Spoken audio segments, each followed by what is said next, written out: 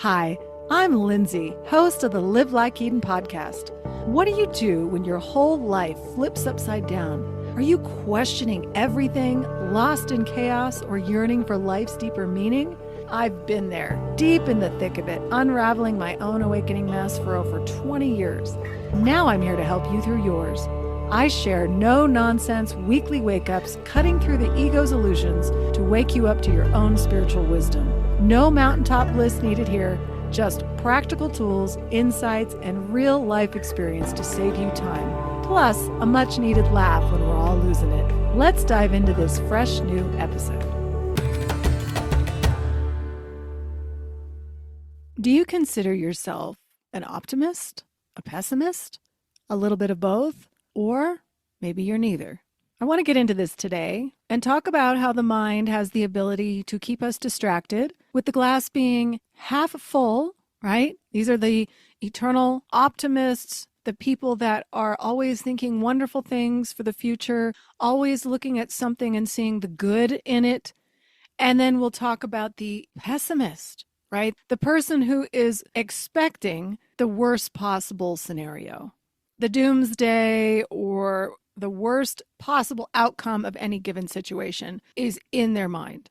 And since we're all human beings, we all share this. We all share the mind's conflicted perception.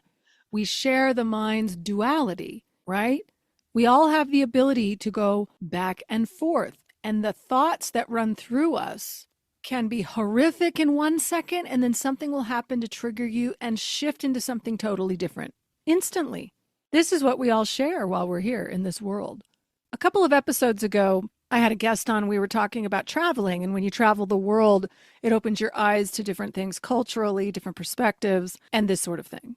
But what it also does is shows you that we are all doing the same thing, no matter where you are in the world. We all get up in the morning. We're all trying to survive. We're trying to earn money in some capacity or, whatever your situation is. And then you go to sleep and you get up and you're doing the whole thing over and over and over again. We all share this. Since on this show, I love to talk about spirituality and waking up from this whole thing, I like to think about putting yourself on the same playing field with everyone else around you. That our external eyes will project images of people, of status, and our mind loves to grab a hold of that and compare ourselves to what other people are doing. Yes? Do you do that? All of us do that.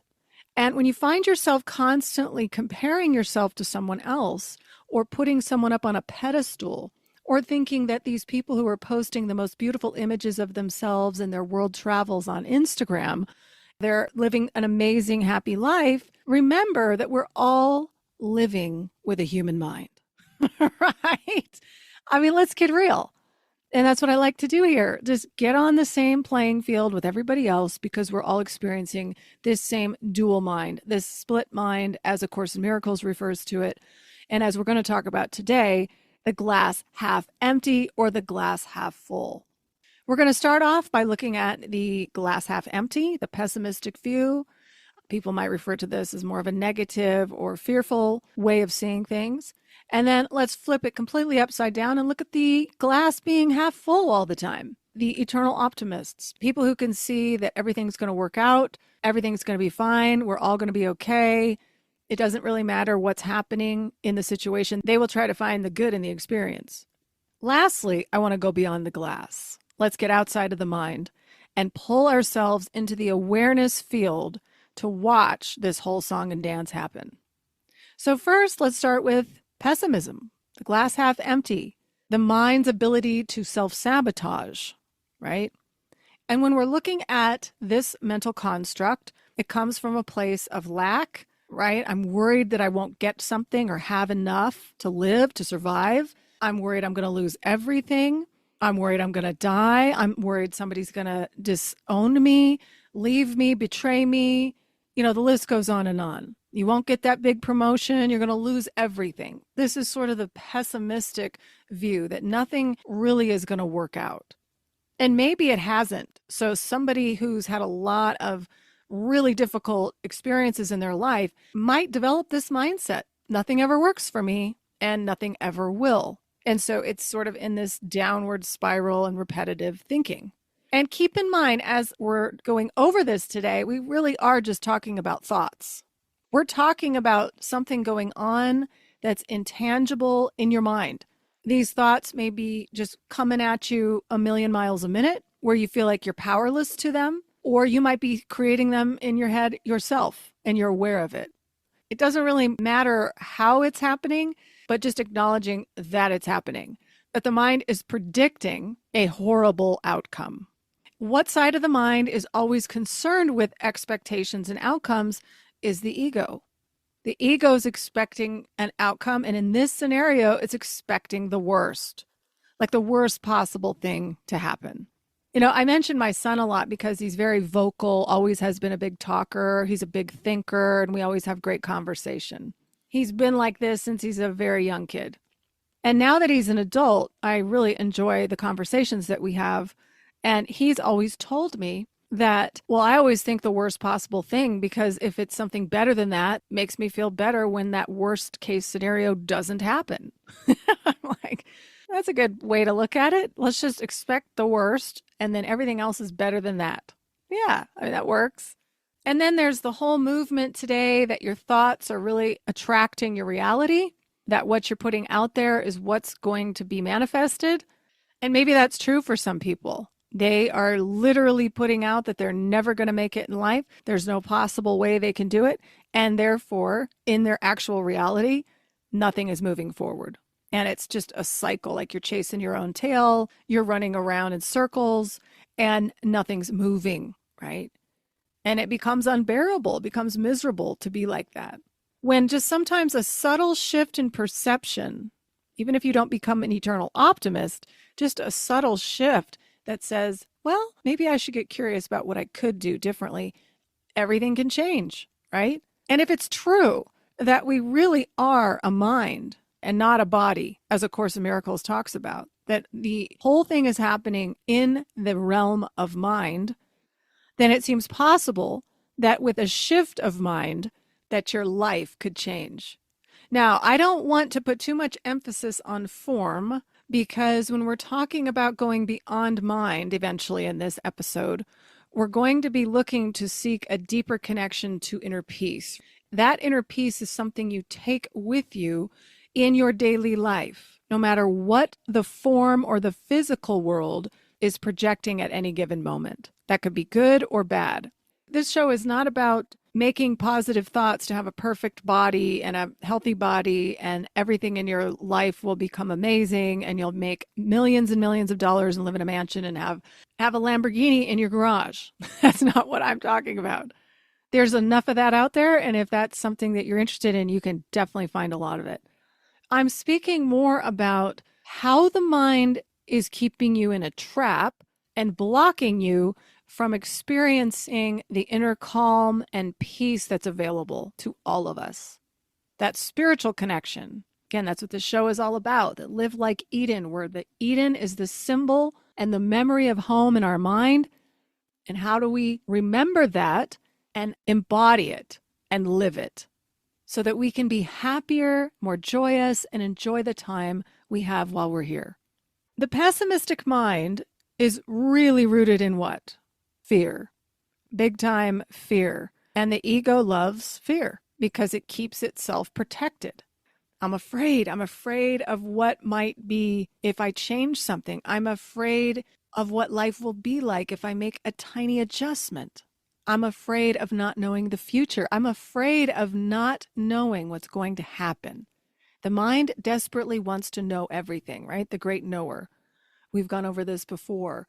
But it's the great knower. It wants to know everything. I mean, even when you go to a psychic, right? How many of you have been to psychics? I've been to many over my lifetime. You want to know your future. When I was stuck in hell, I wanted to know that I was going to get out of the hell. And so much so that I was willing to listen to somebody else who might have an inclination of where my life was headed. Somebody other than my own decision making at that point. And I'm not knocking psychics or channelers. I actually think some of them are amazing.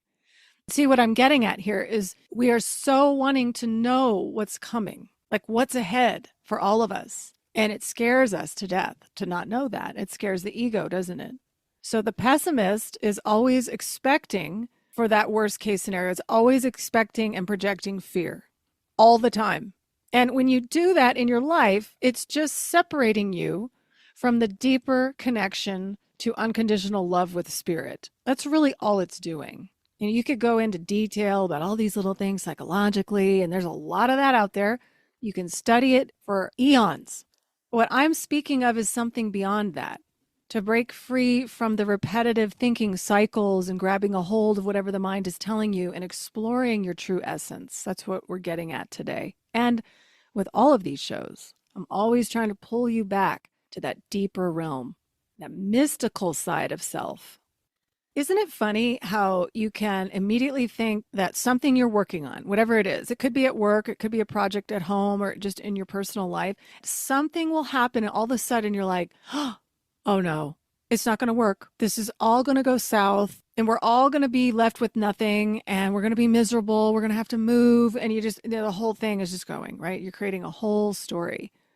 I was recently speaking to someone who had a story about driving, and if they got into an accident, and if that accident were to be bad enough, they would total their car. And if the car was totaled, then they would no longer be able to drive to work. Then they would have to lose their job, not work, have no money, and then they would end up being homeless. And this is the story going on in the mind, already formulating. And the person has not been in a car accident, has not had anything happen yet. But this saga and this pretty good drama scene for any sort of movie or playwright is going on, like a novel. Any of you writers out there, you can picture these scenarios and you write them down. It's like creating a story. It's no different with our own personality, our own small self, the identity. Our identity is so strong. We're creating the story all the time to do what? No matter if it's pessimistic and the glass is half empty or it's positive, it doesn't matter. It's keeping its story alive. The identity is reinforced over and over and over again, whether you're a pessimist or an optimist. It's still the identity talking. One other thing to think about before we moved on to the glass half full is when you're stuck in a perpetual state of fear. I can attest to this because I did this for way too many years. But fear can rule you and rule you so much that it prevents you from seeing a very simple thing. It can put on the biggest front and put up the biggest wall to prevent you from seeing clearly. And that's really what's going on here.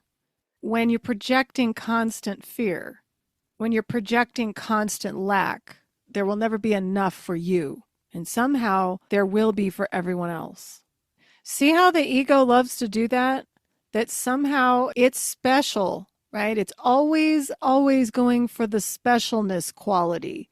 Our egos make us individual identities for a reason, so we can kind of grab a hold of this. And whether that specialness is rooted in fear or in love and positivity, and when I'm speaking of fear and love here, I'm speaking of it on the level of emotion, not on the level of spirituality. I'm speaking just how you feel with your emotion in your human form. You feel afraid or you're feeling loving towards someone else. It's a gatekeeper. It holds the gate key to your true liberation and freedom from all of it. So you can see that living in a pessimistic viewpoint, and neither one of these is right or wrong. I just want to point that out. Don't think of it as this is a wrong way to think. I'm simply looking at what the mind does, and we all do it. So we're all doing this all the time. We flip-flop. We always flip-flop. Some of us get more into the saga story for a while, especially when external events may not be going so well. And so you're reinforcing it. See, look, it's not going well, so I can continue to think this way. And that's what I did. See, I can't go out. It's driving me nuts. Every time I try, I feel like my whole insides are exploding. And it's almost like you're reinforcing it. So therefore you have an excuse, right? I have an excuse to say why I have to do this, why I have to stay isolated and away from everyone else, or whatever your situation is. It could be something simple too. It doesn't have to be that dramatic. So the glass half empty, pessimist, fearful point of view is just the gatekeeper into peace. So it's standing in your way. It's blocking that doorway that wants to open. What do you have to do in order to open the door? You got to remove the gatekeeper. You got to see the gatekeeper for what it is. It's a protector. It's trying to protect itself. It's protecting its specialness, its separation from the whole. It's keeping its identity and its story alive, even if it's a negative one.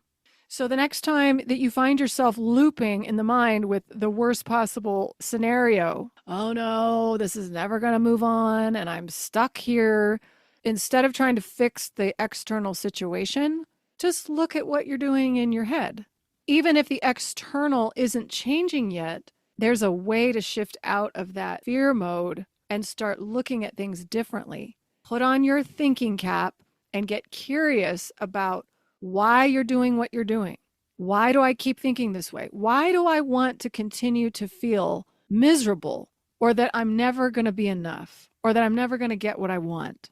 Because the more and more we're looping and staying stuck in a cycle, there is something we're getting from it, right? It's almost comfortable to complain than it is to try to do something differently, because that takes effort. It takes work. You might fall flat on your face, and I don't mean physically, but you might stumble and fall many times before you figure it out. But just try to picture the gatekeeper dissolving. You can even have a conversation with the gatekeeper. Do an exercise, like write it out. I used to write letters to fear and ask it, why are you here? What are you trying to tell me? What is it that I am not seeing? Like, really get in there and ask yourself these questions. And you don't have to write it down, but you could think about it, have a conversation about it in your head, or just, sit out on your patio in the morning and think about the things that you're repetitively doing that you feel like you can't get out of, that's fear-based, that's pessimism, controlling everything, and ask the question, why? Why am I continuing to do this, project this? And the big one, believe it. Because if you don't believe it, it's not a big deal. If you don't believe it, then you're just letting it go. The key is to ask yourself, do I believe these thoughts? Because in and of themselves, thoughts have zero power over you unless you believe them. So that's the main point that I want to get across. If you're trying to break free from feeling like, woe is me and I'm never going to get anywhere and nothing ever good happens to me, and kind of that victim mentality that it's very easy to jump into, and just see, why is it that I believe this? And watch how quickly your ego mind is going to want to tell you, see, because X, Y, and Z keeps happening over and over and over again. So then you got to get your imagination in gear, and you have to start thinking about, well, what would you want your life to look like without X, Y, and Z? Start exploring the potential, even if it's not happening yet.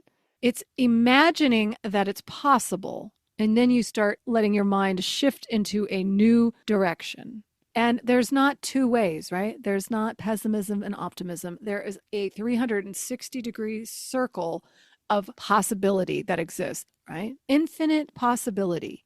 When you think that there's only a couple options, keep exploring. Keep using your imagination to explore beyond the thinking mind. Maybe do creative activities, writing, drawing, dancing, movement, something like that, to get yourself out of that left brain logical thinker who's needing A plus B equals C. Do something that feels like freedom to you, whatever that is. And it doesn't have to be anything that I just said. It could be anything that makes you feel liberated, gets you in touch with that free spirit, that childlike mentality that is still in you, that's just being hidden by the gatekeeper. Now let's shift over to the glass is always half full. The optimist, people who always see what could go right or what is going right rather than focusing on what went wrong. It doesn't mean that something didn't go wrong. It just means that the person that sees the glass half full will find the one good thing out of 20 horrible things and focus on that one good thing. They will keep themselves in a state of, if it happened once, it can happen again. They don't focus on what didn't go well, even though they know things don't go well. So they're not living in la la land, and there are some people who do. They don't address reality. I'm speaking more of you're addressing reality. You notice when things are not going well, but today you're going to sit and focus on something that went right. For years and years, I went to who's now just my mentor, whom I adore, who helped me through the worst periods of my life. She's a psychotherapist by trade, but we just had this amazing working relationship. She used to ask me in every session that we had together, the first thing she would ask me is, let's focus on what is going well. Because she knew I was going to dump out all the shit that wasn't going right, you know, which is why you're typically going to some sort of therapist, right? Something's not going right. But she would always get me to see that even in those really difficult moments, what was going well? It could be as subtle as I was breathing in and out. I was supported by the chair, you know? I mean, that's the level I had to take it to. But you may not be in that place. So you might be saying, well, you know, I just got into this altercation with my really good friend. We both started out screaming at each other. But by the end of the conversation, I acknowledged where I was wrong. And then she started to shift her energy and we left a little bit better than we started. Now, it may not have been perfect and the whole thing might have been a complete mess. But the optimist is going to say, well, at the end, there was this subtle shift and I could see her demeanor changing. I can tell that things are going to move in a different direction. The pessimist would have said it was absolutely awful. The conversation was terrible and would not even focus in on or acknowledge the little bit of forgiveness at the end of the conversation that shifted the vibe or shifted the energy into a new place and a new opportunity for you and whoever you're talking to explore together. So it's only a matter of how you're looking at a situation. The glass half full is going to say, well, here we are sitting in traffic. That sucks, but I love listening to music and I'm going to just put my playlist on and I'm going to enjoy every minute of sitting on this highway parking lot right now. You know, this is a common one. My husband has this happen all the time. He travels a lot for work and he always has a delay. There's always a delay. And he'll send me these notes. He'll say, oh, here we go again. And I'll say things like, well, you're super used to this, you know, like he sort of expects that that's going to happen. He's expecting a delay because it happens so frequently. That's the thing about the pessimist is saying, well, now that's going to happen every single time I go anywhere. When in reality, it probably doesn't happen every single time you go traveling. It happens sometimes. Yeah, it happens to all of us. Nothing is always happening, right? There's breaks from things. The eternal optimist is trusting in the flow of life. They are trusting that no matter what happens, everything will work out or everything will be okay. Now, that's going to be defined differently for every person, isn't it? Some people define everything will be okay, having all the boxes checked, all the retirement money saved, that you're financially secure, that your house is paid off, that everything's paid off, you have no debt, and so now you feel freedom. That is not the freedom that I'm talking about today. Now, that can feel amazing because you don't have any financial stress, right? You don't have any worry about money. Does that mean that you are now liberated of mind? Because the second the person who feels financially secure loses all their money, what's going to happen? Panic, worry, fear, and the glass is now half empty. So you're teeter-tottering all the time. You're going back and forth. And we all have this happen every single day. Have you ever watched yourself during the day where you get up in the morning and you're like, yes, I'm up. I've got my routine going. I'm working out. I'm doing whatever, whatever you're doing. There's that group of people today that like get up. I got to get up very early and just conquer. I got to conquer all these things, get all these tasks done, get my workout in before 5 a.m., get in a cold bath, do a cold plunge. I laugh because I'm always like, that just seems so rigid to me, but it works for some people. I get it. By 7 in the morning, you're dressed, you're showered, you're working, and you're ready. That feels productive for some people. But what if you get up in the morning and you're set to do all those things, and then comes your sick child walking in the room, right? Throwing up all over the floor, just a mess. And now your whole day of conquering and checking off all the accomplished boxes is now in turmoil. And how quickly does your mind go, oh, great. Here we go. Now I can't do what I need to do, and I'm going to have to take the day off and nurture my sick kid. How annoying, The joys of parenthood. So shifting back and forth from these glass as being half full and half empty is really what the mind does. It's a very normal thing that all of us do while we're here in this world. We jump on the bandwagon, we're positive, we're moving, we're excited, we're living in the flow, and then all of a sudden something happens and we are at rock bottom. And it's just this constant back and forth. And then we can get into our heads a little bit and say, well, if I'm just positive, then I'm spiritual, right? If I'm positive and I have this great attitude and I'm freely flowing and everything's great, then I'm accessing my spirituality. But if I'm in a state of fear and I'm pessimist, then I'm not spiritual. You all have heard this before, right? That spirituality and positivity are like in a relationship together. I don't know. What I want to get at now is beyond the glass. This is how we're going to end the show today. And that's looking at these two glasses, whether they're half empty or half full, as simply that. It's a glass. That's all it is. It's a glass that you can decide how you're going to see out of. It has to do with form. It has to do with what you think should happen in your life physically. It has to do with your expectation of how you should be to be a good person. Or if you're a bad person, I'm going to feel horrible about myself. How can I better myself? And there's a lot of guilt around this, right, that we put on ourselves, that we're striving for something. Yet I'm not sure we even know what we're striving for, which is why I always say I think leveling the playing field and recognizing that we're all really here doing the same thing every day. No matter what you're doing in form, no matter what your status looks like, no matter what kind of money you're making or what role you're playing in your life. Maybe you make no money. Does it matter? Not really. Because what I'm talking about now is getting in touch with the essence beyond all of that, beyond the mind, beyond the constant thinker who's trying to distract you, those gatekeepers standing in the way of spirit. And it's the spiritual side that for some strange reason we all miss, because we're so focused on the outside. And why wouldn't we be? It's so in our faces. The world is just constantly saying, survive, survive, gain more, get more. It's everywhere. We're running around constantly. No one's stopping. Just go, go, go, go, go. The news cycle's going, switching. Very little rest. I mean, look at our work life. I was just talking about this the other day, that in America, it's just work, work, work, work, work, work, work. And even on the weekends, work, work, work. There's no downtime. It's just constant. You're working for yourself. You're working from the house. And guess what? There's always work on your mind. There's no breaking free from any of that. Even though there could be, it seems we're living in a society where money is the driving force. And whoever's controlling the game is just using us all as little puppets to do it, right? And we all have to play it. Unless you're a true homesteader who's out in the country, growing your own food, building your own house and all that, which is awesome. Little house on the prairie and the whole deal. I mean, sometimes it sounds nice, doesn't it? I'm sure it also has its headaches, the stresses of survival and do we have enough food? And, you're never really escaping this concept of survival. At least the mind is not, because the mind is coming from a place of lack.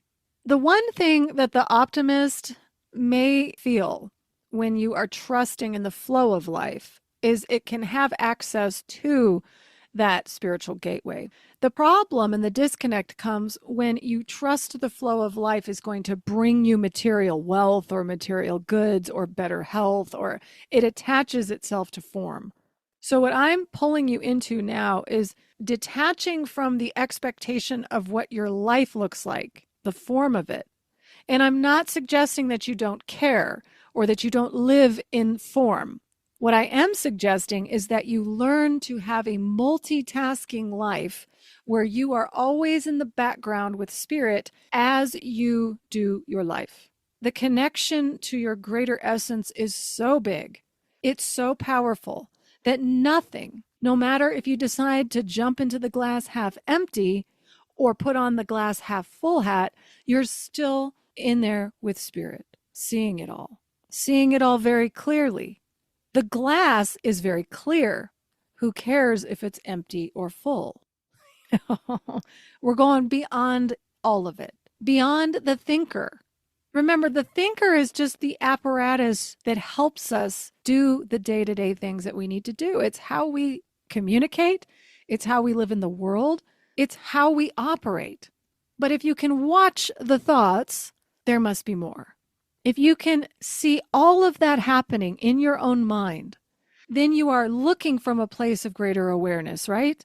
You're looking through the eyes of something much larger than those repetitive thoughts, whether they are negative or positive. The person that's sitting in the back with spirit is simply watching, observing, looking at everything with no judgment. It's accepting what is. The more you can wrap your arms around where you are in your life, whether you're in a relationship with being afraid or you're in a relationship with feeling excitement and joy and love. And again, I'm talking about the emotions. On either side of the emotional spectrum, any of those emotions can guide you into your spiritual self. For me, fear guided me into my spiritual self. And if you listen to many people in the spiritual world and only think positive and only think with love, I think they're referring to the emotion of love, not really that deeper reality that we're all one in God that A Course in Miracles is speaking of. That's a completely different conversation. I want to make it clear that any emotion you experience, especially if you're experiencing it for a long period of time, like you're in constant anxiety and nervousness and panic, is offering you an opportunity to go deeper within yourself. That's going beyond the thinker and into the depths and watching with spirit. Something that's happening cyclically and it's not going away is trying to get your attention. And if you just keep going in the cycle and believing and grabbing a hold of those thoughts, whatever they may be, nothing changes, right? You just keep doing it over and over, expecting the worst. When you see those emotions as a signal, right? This is a sign to you that there's more, that you could remove the gatekeeper, because the emotion is the gatekeeper. The emotion is just showing you that it's blocking you from peace. So if you find yourself that you're just worried all the time, like it's just constant, it's the gatekeeper, and it's keeping you away from peace, from the spiritual essence that's available to you. That's all it is. Like I said earlier, you could spend a lot of time analyzing what that emotion's about and then how it happened in your past life. And now your ancestors were dealing with it. Now it's a generational trauma and it's rooted in your DNA. You know that's out there too. You could go that route. But the simpler route is just to say, man, this whole thing is a cycle. We've all been doing this song and dance for how long? Who knows, right? I don't know if any of us really know. It just seems like we're constantly coming back doing this again over and over and over, and we're missing it because we keep putting the emphasis out in form, trying to find it in form when it's right here, intangible, invisible, sitting with us all the time. The memory of home, the spiritual side, is right there. And we even hand it over to whether you're religious, you're Christian, you're Jewish, you're Muslim, it doesn't matter. We hand over our own spirit to the leaders of the church, to the priest, to the minister, whoever's running things. We let them tell us about our own connection to spirit. We let them guide it. We let them tell us the whole thing. We're not even listening to our own essence. And in a way, this is what's going on all the time in the world. The projection is on purpose. The ego mind is purposely putting it out. And then it's confusing us by saying, well, you can't be a pessimist forever because that's going to ruin you. So you got to jump on board and see the glass half full so you can be a positive, optimistic thinker, making sure everything's going well. And we're missing it. You can do all of that. And we will do all of that because that's what the mind does. It goes back and forth and it rides the waves as long as it wants to, as long as you want to believe whatever that is for that day or that moment. But when we go beyond the glass, when we step out of the cycle, stepping out, you could say the matrix, step out of the whole thing and realize that it's right there. The choice to see peace is there. The choice to realize that we're already whole.